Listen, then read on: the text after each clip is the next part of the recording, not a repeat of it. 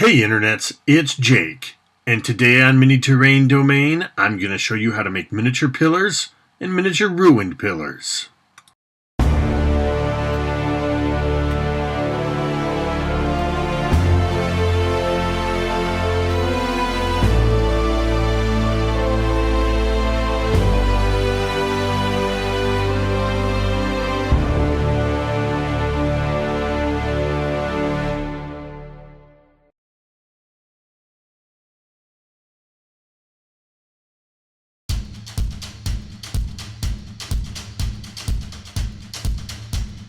First, we're going to start with sports bottle tops from water bottles. I'm going to cut off this blue cap. Do not throw those away. You're going to want to save those for later use. Now this part's a little bit tricky and potentially dangerous. I had to press very hard with my X-Acto blade to trim off the excess blue plastic. You want to be very careful that you do not push in too hard or that you don't slip and cut your finger. But I do think this is a necessary step to make your pillars look good. Next thing I'm going to use is this corrugated paper. You can get this at a craft store. I got mine from Christmas Cookie Tin. I measured 8 corrugations. I found that to be the perfect size for these sports bottle tops. You can see I'm using my pencil here to just roll up the corrugation. A little bit of masking tape pushed in with the pencil will help hold the corrugation together while we start the assembly. Now here I'm grabbing the hot glue gun, which I'm going to use along this seam here. And just kind of texture it along, use the tip to spread that hot glue around. You can use flocking later to cover up that seam, or you could add some more texture throughout the pillar if you wanted to. A little bit of hot glue around the inside ring, press down onto your cap, and your pillars are well on their way. Blending in a little bit of the hot glue. Now this is important to give your pillar some stability and so it can't be crushed so easy. I find that 3 squares of regular toilet paper fit perfectly inside here. With a little room left at the top, put some hot glue in and put the other cap in there. And you can see we've already got a wonderfully shaped pillar forming.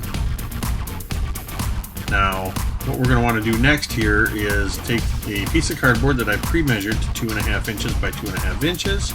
I'm now measuring it to 1 1/4 by 1 1/4 for the tops and bases to the pillars. A little bit of hot glue around the ring, center it, press it down, and the camera's obscuring it, but I'm using the hot glue gun to create a bit of a texture on the base and help secure it to the base. And then I'm sealing in the corrugations all the way around the edges. So I'm going to do this with each of these pieces.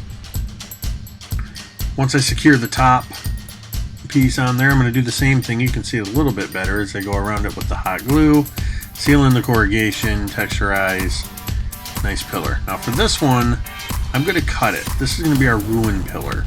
So I'm trying to imagine now after I cut it how it would fall. As it fell, I like to think that it broke into a couple pieces. I'm going to go ahead and we're going to secure this other piece to the base, and we're going to go around the edge with the hot glue gun once again, texturizing, securing it, and sealing in the corrugation.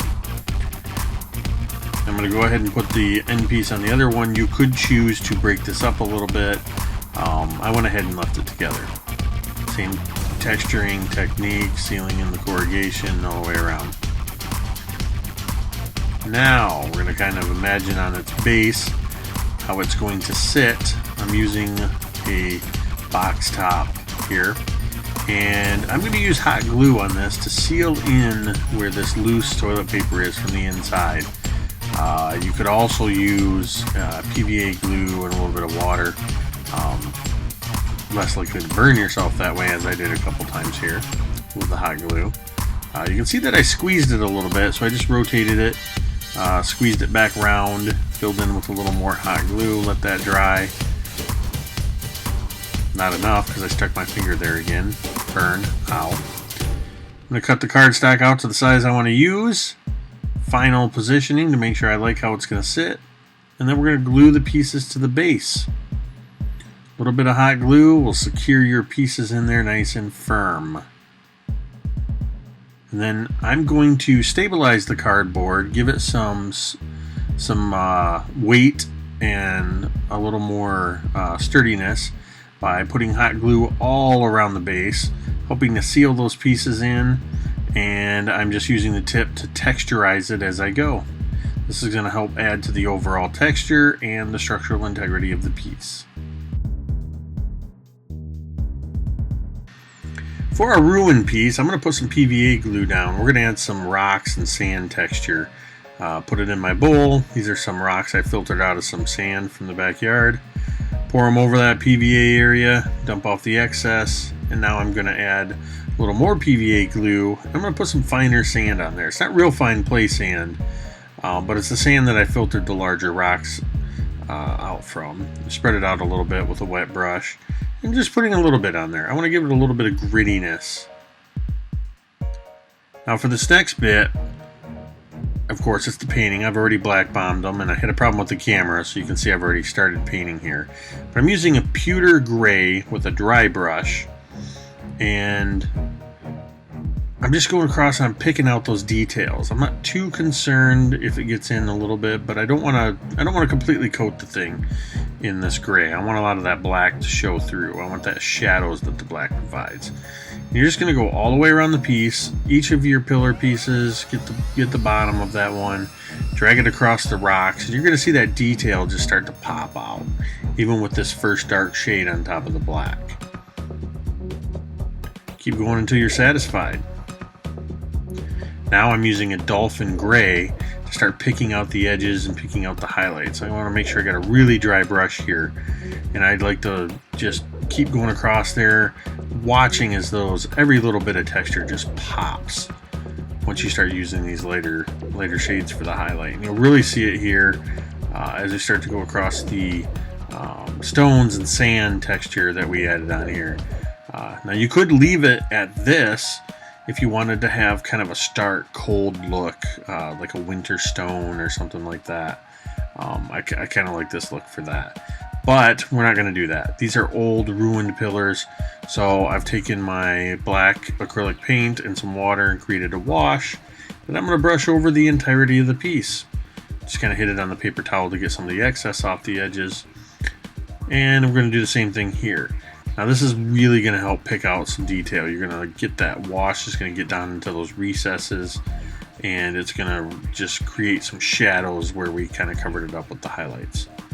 Back to the dolphin gray real quickly to pull back some of those highlights that we lost with the wash, and the detail is just phenomenal here. So now to grunge it up a bit, I'm using some nutmeg, some English ivy green, and some burnt umber stiff bristled brush, and I'm just stippling it randomly across here.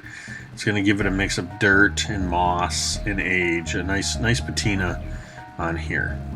I really like the way that looks.